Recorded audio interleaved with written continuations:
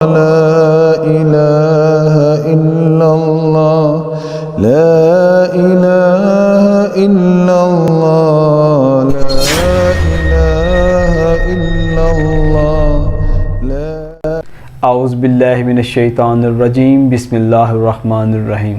کروڑوں درود اور سلام آپ صلی اللہ علیہ وآلہ وسلم اور آپ صلی اللہ علیہ وآلہ وسلم کی آل پر۔ السلام علیکم ورحمۃ اللہ وبرکاتہ۔ میں ہوں مقبول احمد، مقبول نظر چینل کے ساتھ۔ آج ہم بات کرتے ہیں ریاست مدینہ کے حوالے سے۔ آپ نے اکثر و بیشتر ریاست مدینہ کے حوالے سے سنا ہوگا، جبکہ ہمارے وزیر اعظم صاحب کا نعرہ جو انہوں نے لگایا ریاست مدینہ کے حوالے سے، یا ان سے لگوایا گیا ریاست مدینہ کے حوالے سے، شاید ان کو اس چیز کا علم ہی نہیں ہے کہ ریاست مدینہ کیا تھی۔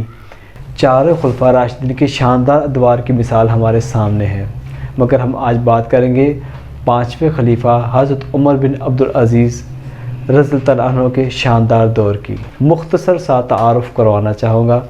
عمر بن عبدالعزیز کو جب خلیفہ مقرر کیا گیا تو انہوں نے لوگوں سے مخاطب ہو کر کہا کہ نہ یہ میری خواہش تھی کہ مجھے خلیفہ بنایا جائے اور نہ ہی مجھے اس بات کا علم تھا، یہ میری منشا اور آپ لوگوں کی مشاورت کے بغیر کیا گیا ہے، اس لیے میں اس عہدے سے دستبردار ہوتا ہوں۔ مگر لوگوں نے کہا نہیں، آپ ہی ہمارے خلیفہ رہیں گے۔ تو آپ نے وہ تاریخی الفاظ کہے کہ جب تک میں اللہ پاک کی اطاعت کروں گا آپ کا خلیفہ رہوں گا۔ اس کے بعد آپ نے سرکاری حکم نامہ جاری کیا کہ میری جتنی بھی جائیداد ہے وہ بیت المال میں جمع کروا دی جائے۔ اس کے علاوہ جتنے بھی امی شہزادے ہیں ان کی جائیداد ضبط کر کے وہ بھی بیت المال میں جمع کروا دی جائے۔ جب آپ باہر نکلے تو آپ کے لیے شاہی سواری لائی گئی، مگر آپ نے کہا میرے لیے خچر ہی کافی ہے۔ سیدھا آپ اپنے گھر گئے اور اپنی زوجہ محترمہ سے فرمایا کہ اگر آپ میرے ساتھ رہنا چاہتی ہیں تو فقیرانہ زندگی بسر کرنی پڑے گی۔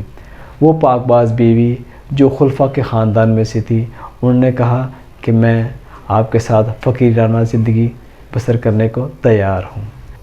صرف 2 سال 5 ماہ اور کچھ دن کی آپ کی حکومت تھی، اور آپ کی حکومت 3 برے اعظموں تک پھیلی ہوئی تھی، اور آپ اکثر و بیشتر روتے تھے کہ ان لوگوں کا حق بھی میرے اوپر بلا مطالبہ ہے جو اس خطے اور سلطنت کے حدود میں کسی جگہ پر بھی بستے ہیں۔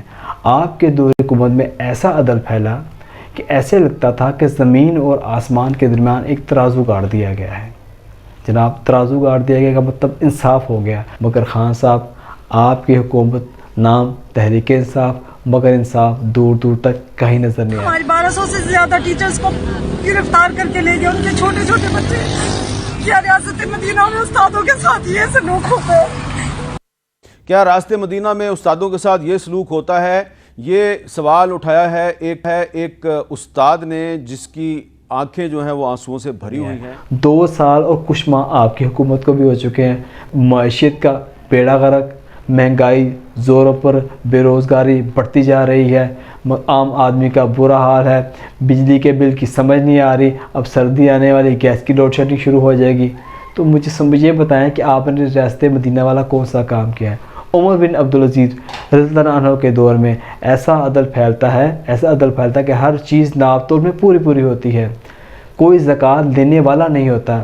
کہا آپ کے پاس لوگ حاضر ہوتے ہیں کہ جناب زکوٰۃ دینے والا کوئی نہیں ہے، تو آپ کہتے ہیں نوجوانوں کی شادی کروا دیجئے، کہتے ہیں نوجوانوں کی شادی بھی کروا دی کی، تو آپ لوگ کہتے ہیں کہ لوگوں کا قرضہ ادا کر دیا، تو لوگ فرماتے ہیں لوگوں کا قرضہ بھی ادا ہو گیا، تو آپ نے فرمایا کہ غیر مسلموں کو قرضہ دیا جائے تاکہ وہ زراعت کر کے اس ملک کے کاروبار میں بہتری لا سکیں۔ تو جناب آپ نے ریاست مدینہ والا کوئی بھی ایسا کام نہیں کیا جس میں ملک میں خوشحالی نظر آئے، نہ انصاف ہے، نہ قانون ہے، نہ روزگار ہے، نہ معاشرت بہتر ہے، نہ صحت کی سہولیت ہے۔ تو آپ نے ریاست مدینہ والا کون سا ایسا کام کیا ہے کہ جو ہم فخر کر سکیں کہ ہمارے وزیر اعظم صاحب نے جو کہا تھا وہ کیا، بلکہ اس کے برعکس ہی کیا۔ اس لیے آپ کو ایک چھوٹی سی تجویز دینا چاہوں گا کہ جو آپ سینکڑوں کنالوں کی جگہ میں آپ رہ رہے ہیں تو اس کو آپ چھوڑیں، 5 مرلے نہیں، 10 مرلے نہیں، 1 کنال کی کوٹھی بھی آپ کے لیے کافی ہوگی۔ آپ پہلا قدم اٹھائیں تو ہو سکتا ہے آپ کے دیکھا دیکھی دوسرے لوگ بھی اپنے اخراجات کم کریں، مگر مہربانی کریں کوئی قدم اٹھائیں تاکہ پتہ چلے کہ ریاست مدینہ پر آپ نے کام شروع کر دیا ہے۔ اگر آپ یہ نہیں کر سکتے تو اپنی تقاریر میں ریاست مدینہ کا نام لے کر اسے بدنام کرنا بند کر دیں، شکریہ۔ اگر آپ کو میری یہ بات اچھی لگے تو اس کو دوسروں تک بھی پہنچائیں، ہو سکتا ہے کہ میری یہ باتیں حکومتی ایوانوں تک بھی پہنچ جائیں۔ لائک کریں، شیئر کریں، سبسکرائب کریں اور اپنی قیمتی رائے اور تجاویز سے ہمیں کمنٹ میں آگاہ کریں۔ جزاک اللہ خیرہ۔ السلام علیکم ورحمۃ اللہ وبرکاتہ۔